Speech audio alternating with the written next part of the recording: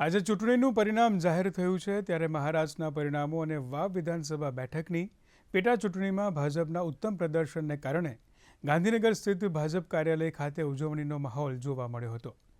ભાજપ પ્રવક્તા ડોક્ટર અનિલ પટેલે જણાવ્યું હતું કે આ ચૂંટણીમાં પરિવારવાદનું રાજકારણ ખતમ થઈ ગયું છે। તો બીજી તરફ કોંગ્રેસ નેતા શક્તિસિંહ ગોહિલે જણાવ્યું હતું કે દરેક રાઉન્ડમાં સતત લીડ મેળવ્યા બાદ છેલ્લા થોડા રાઉન્ડમાં નુકસાની બાદ નજીવા મતોથી કોંગ્રેસ પક્ષના ઉમેદવારની હારનો રંજ છે। ગુજરાતની અંદર હંમેશા કમળ ખીલેલું છે।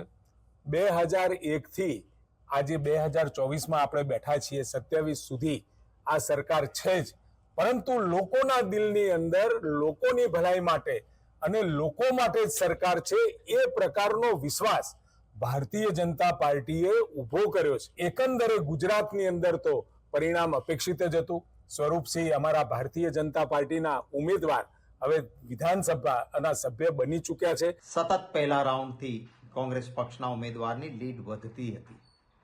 છેલ્લા થોડા રાઉન્ડમાં એ લીડ કપાઈ અને નજીવા મતોથી ભારતીય જનતા પાર્ટીના ઉમેદવાર જીત્યા છે।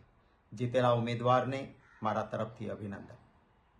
અમે થોડા મતોથી ન જીતી શક્યા એનો રંજ જરૂર છે, પરંતુ હાર અને જીત એ લોકશાહીમાં થયા કરે।